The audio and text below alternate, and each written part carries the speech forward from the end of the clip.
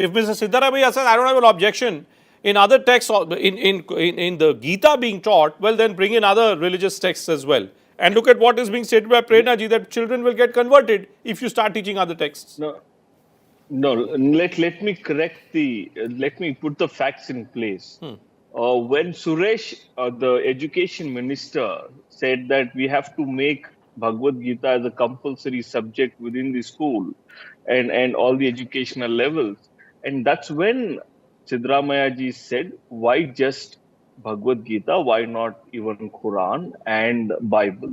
When people learn all the possible three holy scriptures, they would understand far better.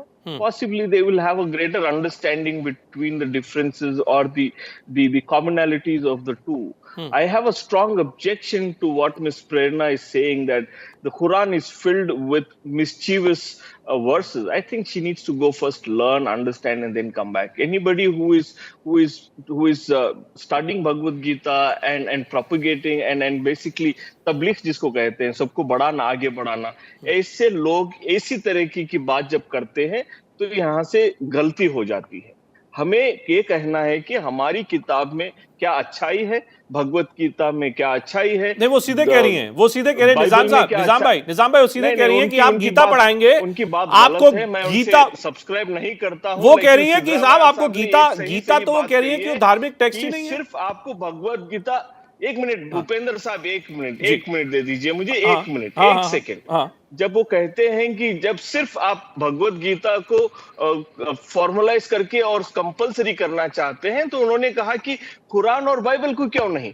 बस इतना है. हमने नहीं, लेकिन वो तो कह रही है ना कि कुरान और बाइबल को इससे नहीं, चूंकि लोग कन्वर्ट हो जाएंगे. But Nizam Faujdar, Prerna is making it very clear, if you teach students teaching from Quran or Bible, she says people will start getting converted, so don't teach them. Are you afraid? Is she afraid? Prerna, on what basis do you say, Prerna? On what basis you say that people will start getting converted? And don't assume this. No. Why should we be afraid? We are just afraid that our children will not be safe learning something which propagates hate against other co-religionists or other co-citizens, I mean. Other citizens of this nation. You're saying Quran preaches hatred? To learn are you saying values. Okay, let me put it straight. Are you saying, Prerna, are you saying that Quran preaches hatred against kafirs? People who don't believe in Allah. The kalma itself says Allah is the greatest and Prophet Muhammad, peace be upon him, is his messenger. The basics of Quran is this. Nizam? So if I'm sending my Hindu child over there, Nizam, and my Hindu child comes, respond, Nizam. I have. The last verse, some of the last verses of the Quran also says, "Lakum dinakum waliyadin." आपका ईमान आपके साथ, मेरा ईमान आपके साथ. सिर्फ आप अपने रब पे यकीन करिए. आप मुझे अल्लाह हो सकते हैं, इनके लिए राम हो सकते हैं, किसी के लिए जीसस हो सकते हैं, किसी के लिए मोसेस हो सकते हैं. लकुम दीनकुम वलियदीन, अपने ईमान पे बने रहिए. तो why are you trying to dissect every sentence, every word, and trying to say that we are against you or you are against us? This modern age world does not want to listen to this. I appeal to the people of this country and to the world that please propagate love. Please say हम लोग मोहब्बत में जिएंगे, मोहब्बत में मरेंगे. ये कहां तक आप नफरत को बढ़ाएंगे बताइएगा. आप कितने दिन रो पाएंगे आप बताइएगा. कुछ सदियों तक रह सकते हैं. Prerna's the response, and then I want to go to all our viewers who are listening in on Twitter Spaces. Yes, Prerna ji. Prerna ji, it's not a topic of frivolous politics where Congress comes and tries to play religious politics. This is a matter of the future of our children. This is about the future of our children. It's not a political issue. It's not Congress versus BJP or whichever party these people represent. It's about the future of our children. Okay. This is about their moral values and their education. Okay. Can I just go to this is the only platform. Keep happening over and over again. Party और government बात में आएगी.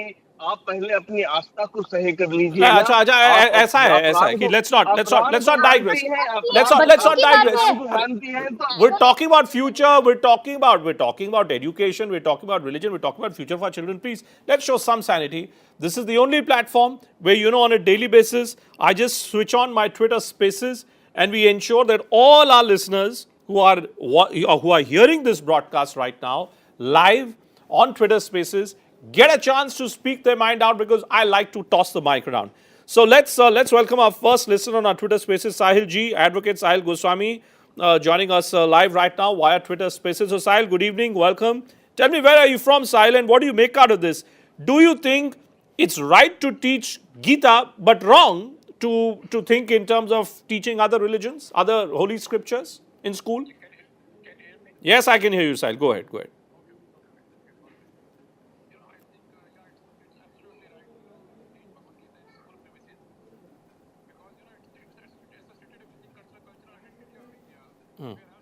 Okay. We'll try. We'll just try. We'll just try and fix that. I can hear you on my Twitter audio, but I think that we're just struggling to push that audio through via television. So let me come back to Rajshekhar ji on this one. Rajshekhar, how does one look at this entire story, Rajshekhar? There are a lot of people who've joined in who may want to know whether this is also nothing else but an attempt somehow being made to create some kind of a surcharged environment. Is that the attempt here at play here right now? Yeah, there's nothing wrong in teaching Bhagavad Gita, as Ms. Prerna has said. It's adopted as a management book in many institutions across the world, not just in India. The point here is that should it be imposed on other religious students? That is a bone of contention. Should we teach Bhagavad Gita? Would other religious students who refuse to even take off their hijab accept such a proposal? So it will create unnecessary controversy. We have been attending religious and moral classes in our school days also. Even in college where I studied, one of the leading Christian missionaries colleges, the Bible classes were there, and it was compulsory for Christian students, not for others. Not many Christian students attended either, but it was there for them. So if there is that kind of moral values be taught in schools, nothing wrong. We see a lot of management books across the globe. The best-selling books that we hear and read about are all filled with biblical examples. Okay. So when Bhagavad Gita is also applied to these kind of management issues. Well, let me once again go back to Twitter Spaces. Let me just once again go back to Twitter Spaces. There's Sachin Londe is live with us, and he's been a part of many of our broadcasts. So Sachin, good evening, welcome. If you can hear me loud and clear, Sachin, you can unmute yourself, and you tell me, Sachin, what do you make out of this entire debate? Do you think, Sachin, this is an attempt being made somehow to create, some kind of a polarized environment, or do you think, why should we even be objecting, Sachin? Why should this question be raised? Should you just be teaching Gita, or should we be teaching something else, Sachin? Just unmute yourself and speak, Sachin. Hello. Yeah, go ahead, Sachin. I can hear you. Go ahead. Sir, I want to say that just sorry, sir, I can't. Hello. Go ahead. I can hear you, Sachin. I can hear you. Go ahead. Say that we just sorry, sir, I can't.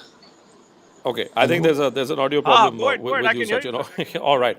May I just request all of you who are joining live on Twitter Spaces, you guys, when I give you the mic, you need to come up with a cogent viewpoint. And if you have a cogent viewpoint, I'd love to hear from you. There's someone else who's joining in as well.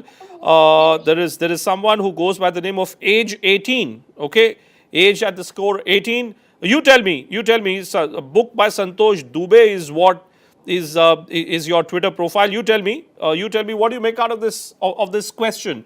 Bhagavad Gita versus this Quran and Bible debate. Tell me your name firstly.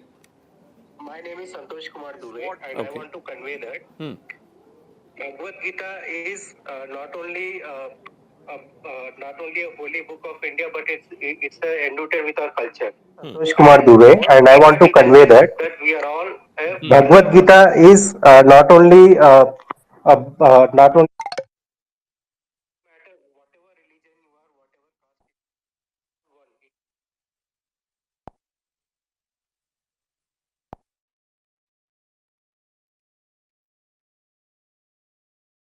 religion be considered as kafir as per Quran, and as per Bible he will be considered as an atheist. So don't you think there is a they are trying to divide us. They are trying to create borders between us. So what do you think? You think that it's all right to teach to live with the teachings of Bhagavad Gita, but wrong for those to be suggesting that if you're teaching Bhagavad Gita, then you may as well start teaching Bible and Quran as well? Yes.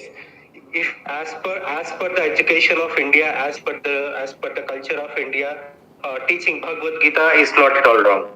All right. No, that's fair. I'm not debating that. I'm saying that if you are teaching Bhagavad Gita, then this demand which is being made that, well, why just the Bhagavad Gita? You teach, you deal with the teachings of other religions as well. Should you be dealing with other religions as well in school curriculum is my question. Are you going to follow Indian culture, or are you going to implement any other culture in our country? Tell me first that one thing. Okay. As an Indian, How do you define Indian culture then? I'll ask you that. Is there a definition of Indian culture in Indian Constitution? Yes, there is a definition. Which is? Our Indian culture is rooted with the Sanatana Dharma. Is rooted in the Sanatana Dharma. Yes. No, is that your interpretation? I mean, where that's where facts sometimes end up getting twisted. They end up getting mixed. Swami Vivekananda said that "Gar se kaho hum Hindu hain, we are Hindu." No, that's all right. No, that's again. I'm with you. Everybody is right to practice their faith. But when you say constitution, I'll go by the legalities of it. But Nizam Foujdar, Nizam, when you look at arguments like these which are made, and there are a whole range of people who may make a similar argument, Nizam, that let's deal with Indian constitution. In Indian constitution is Indian culture. In Indian culture is what you just heard, right? Do you think that narrative, when it gets mixed up with party-based politics, does a Congress not end up coming across as second best? Oh, we should, Bhupendra साहब, मैं हाथ जोड़ के हमारे देश के लोगों से ये कहना चाहता हूं कि हमें अपनी शिक्षा का जो सिस्टम है उसको रिलीजियस रखना चाहिए. जब हम किसी एजुकेशनल सिस्टम में रिलीजन को लाते हैं तो वाद विवाद होने लगते हैं. तो अगर हम देश को एक सुपर पावर बनाना चाहते हैं, जैसे सदियों से चला आ रहा है, जैसे देश में सदियों से चला आ रहा है कि हम एक दूसरे के साथ अमन और प्यार से रहते आए हैं, ऐसे ही चलता रहे. अगर हम जब हम we want to bring the flavors of the religion, then everybody will have an opinion. One caste or one religion or one group of people may have some issues, and that's when the debate begins. I think we should have our astha deep into our hearts and believe in the God that He gives us, कि हमारे दिल में, दिमाग में और हमारे आत्मा में एक अच्छी भावना, एक अच्छी इंसानियत दे. सिर्फ इतनी दुआ कर ले और अपनी पढ़ाई करें, इंजीनियरिंग करें, मेडिकल करें, IAS करें, जो भी पढ़ना है पढ़े और इस देश की तरक्की के लिए काम करें. अगर हम डिबेट पे चले जाएंगे कि भगवत गीता सही है, कुरान सही है, बाइबल सही है, 7 कमांडमेंट सही है या जो भी है ना, तब विवाद शुरू होने लगते हैं, लोग इस पे डिबेट करने लगते हैं. मैं समझता हूं कि गवर्नमेंट को इस सिस्टम से रिलीजन को दूर रखना चाहिए. रिलीजन अपनी आस्था है, हमें अपनी आस्था को प्रैक्टिस करने दीजिए और एजुकेशन को एक नॉर्मल न्यूट्रल तरीके से चलाना चाहिए. ये मिनिस्टर आके कहेंगे कि हम ये कर देंगे, वो कर देंगे, ये गवर्नमेंट आएगी, वो कर देगी. बीजेपी हमेशा गवर्नमेंट में रहने वाली नहीं है. बीजेपी का भी विभाजन वो तो ठीक बात है, वो तो ठीक बात है. वो तो आज देखिए कांग्रेस का विभाजन हो रहा है, कल को किसका विभाजन होगा क्या पता. बट जीनत शौकत अली